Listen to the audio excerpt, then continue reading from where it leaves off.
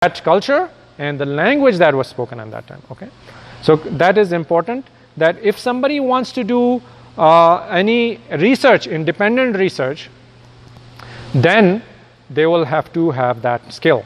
Otherwise, you and I, we learn from scholars all the time, right? We learn from scholars. I haven't done any of such research, but we are presenting you the research of such people who have lived that life, okay? I hope that point is clear. So the next question is, where would you find this language? Right? Can you just pick up a grammar book and you're like, I'll read the grammar book and it will have all the information I need? No, it's going to only tell you about the basic structure of the language. If you pick up an Arabic dictionary of one era, you will get to know the vocabulary and the idioms used in that era. Correct? Okay, but that's all it's going to tell you. Where are you going to find that language? For example, if you want to study 1600s English, the English written in that time, you should read Milton. You should read Shakespeare, right? That's pretty well understood. If you want to understand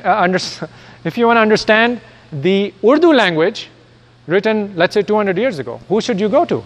You should understand the language written by Ghalib, by Mir, right? That should be self-explanatory. So that's what you need.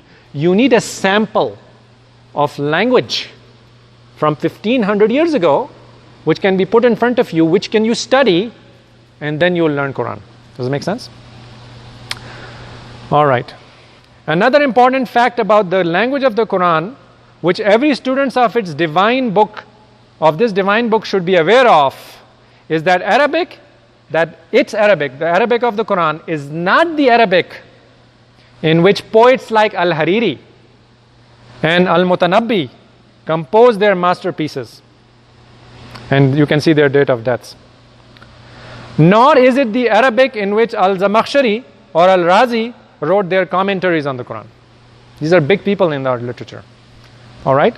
So, for example, Al-Hariri wrote this book called Maqamatul Hariri, and you can see here he was so close. I mean, after Hijri, he died, and Mutanabbi, he was a poet, and he died 300 years after Hijrah. So close, just 300 years after that. As Zamakhshari was a very big grammarian, and he wrote a commentary of the Quran. Al-Razi also wrote one, and you can see their date of deaths here. But understanding here is that even they are so close, 300 years after the, let's say, the death of Prophet ﷺ, 300 years after the Quran was there already, we still cannot use that language sample. We cannot use that language sample because it's not at that time. Okay, it's not from that time. I hope that point is quite clear. All right. It is also not the Arabic of the newspaper which are published in the current times in Arab countries, nor is it the Arabic prose, just normal stuff that is written, and poetry written by the literati of today. No doubt all of that is Arabic too. However, it is very different from the Arabic of the Quran, which can rightly be termed as classical Arabic. Thus, the difference in the vocabulary, idioms, style and construction of the classic Arabic and the one spoken and written today is the same as the difference, for example, between Urdu and Persian of Ghalib and Mir and the Urdu and Persian of the newspapers and journals of Indian subcontinent and Iran. If you, for example, somehow bring back from life Shakespeare, okay, and make him read today's Wall Street Journal, he's going to have quite a fun time. He may not understand a lot of it, and he will be quite upset with the current literary people for using certain words, certain styles, and they would tear it apart. They'll be like, what are you doing? Okay? So that's the point we're trying to make. So Ghalib, for example, if you were to get him from his coffin right up straight, and he's like, make him read one of the very famous newspapers that is published, is Nawai Waqt, and he was like, what the hell is this? Right? So that's what we're trying to say. So language changes, language evolves with time. Just like a child is born and then he gets big, and then you have Zain and Hadi sitting in front of you, and I was like, man, I saw them 6 years ago, and look at them, they're totally different now, but I feel like they're the same, right? Because you don't notice that difference. All right, so what is this difference? I keep on saying there's a difference between the classic Arabic and the Arabic of today. So what is that difference? The styles are different. So where do you stress in a sentence? How do you make a sentence? How do you make it effective?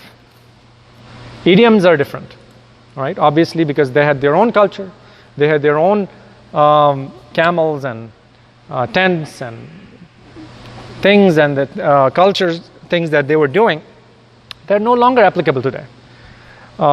Words are the same, their meanings are the same, but their context has changed. The contexts of the words have changed a lot, okay? So English that was 20 years ago or 50 years ago is not even the same today. Like, there are many words that you don't use anymore. They're not cool anymore. Urdu has changed a lot because it has gotten so many other words from other languages. New words are constantly being added to Arabic as well. All right? And so then they become a part of that language. So if you guys give me 5 minutes, inshallah, we'll finish. Do we have 5 minutes, or are you guys really sleepy and you want to be done? Okay. All right. I guess I see a little bit of sleepy head, so I'm just going to quit here, and inshallah we'll continue this topic from next time on, and we'll continue talking. We are doing a book reading. Okay. So this book is available. It's called A Comprehensive Introduction to Islam by Javed Ahmad Ghamdi. It's available for free online, and we'll continue next time from where we leave it off today. Is a question? The premise here is that because the Arabic is so different, therefore we have to reassess how we're coming across with the translation, and we have to change it. I have a question about the premise in itself, because if you say the audience of the Quran is the Arabs at the time, I don't know that that's sort of part of the teaching we've had. I think part of the teaching we've had is the audience of the Quran is the generations of Muslims. Like, it is a book in itself that is a miracle, that is across sort of generations of Muslims, and that the Quran is beyond corruption. Yeah. Not just corruption in the sense of like the words will change, but corruption in itself in terms of meaning. And so I think that needs to be addressed if you're going to say that the entire premise of reassessing sort of, or looking at this author's perspective of translation, then I think you have to kind of clarify that. Thank you so much for that. That's a brilliant question. The question is asked is that we have been taught that Quran is a miracle in everybody's hand. You can take the Quran and you can apply its principle to your life, and it will give you that authority that was given to the Arabs 1500 years ago. Or it will lead to that conclusions, that results. They were the conquerors of that area. You will be the conqueror of today's area if you apply it to it. That's where the landmarks discussion comes in. We have to talk about what kind of book is Quran. But history has answered that question for us, not the author. The history of Muslims applying that rationale to lots of different events, and we can talk about those events, has shown us that didn't happen.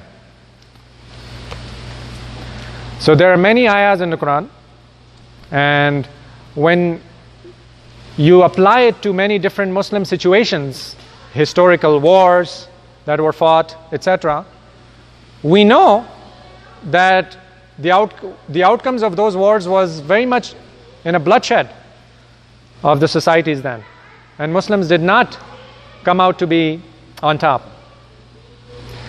So it's beyond what the author is saying.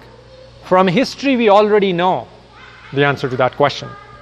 So then a lot of people were arguing if they made a mistake in the interpreting of what kind of book Quran is. And so the guy who was the teacher of Ghamdi was Amin Ahmad Islahi, and before that Imam Farahi, who lived in the beginning part of 19th century, was the first person who kind of really opened the door for this explanation of what kind of book Quran is. And the result that they reached was that Quran is the memoirs of Prophet sallallahu alaihi wasallam, or what things happened in his life. That makes sense? That's what Quran is. So for example, and we will talk about numerous examples of this in this study, in the fundamental of the Islam Quran. We are unfortunately out of time, but we're going to talk about numerous examples of how that is true, and how people thought that Quran was talking to them. Go do this thing, or this is how you should do. And that was never the object of the Quran. And there is a huge history of how that came about to be, how that understanding came out to be. And inshallah, during this book review, we will go through a lot of those details. We are going to talk about practical problems that we have faced in our history, 1500-year history. And this is not a transmission issue, remember that. This is an understanding issue. So, Quran Majid says, do the tadabbur in Quran, right? So, this there will always be some disagreements on these things, and this is a learning process, right? So, my question is about the translation of the Quran in the same language 200 years back or 400 years back as compared to now. So, if when the Quran was translated into the English language 300 years back or 200 years back, the language was different as compared to the language which we are reading now. So the words which you said in 19th century, which we don't use now, we are translating it, are we translating it simply, or we are translating it differently?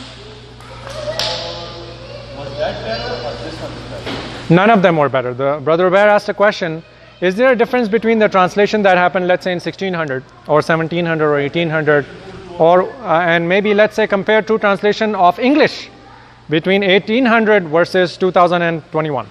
Okay, let's go to those translation. The early, since people were quite, for the lack of a better word, scared of translating Quran. The first translation in subcontinent, for example, was done by Shah Waliullah. Right, those was the 1600s, long time ago.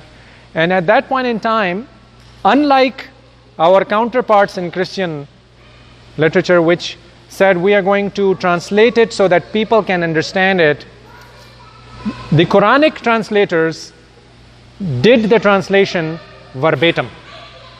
Does that make sense? So that verbatim translation lost a lot of eloquency, fluency in its meaning. All right, so that's one problem. That's one problem. That still doesn't answer our question, what we are talking about. We are talking about, even if you were to translate it verbatim, if you didn't understand it the way 1500 years ago people understood it, you will still translate it wrong. You are raising a different point, which is, should we translate Quran verbatim? Like, for example, I'll say an Urdu statement.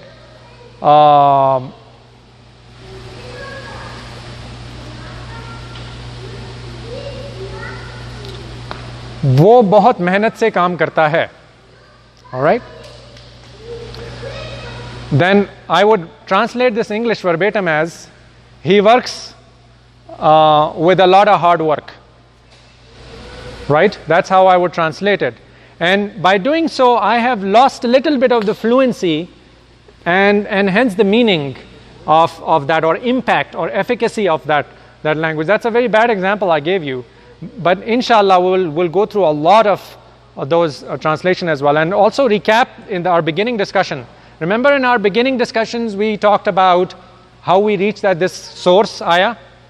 You know, Allah subhanahu wa ta'ala has chosen a prophet amongst the Umayyads, and how this was misunderstood before, and then we did different translation of the word wow and stuff. So do revise that. That's a great example of how people of all the times had actually gotten a little bit of an issue with that. So now that when you go back and listen to those lectures again, it will make a lot more sense to you now of what we're trying to talk about. Jazakallahu khair.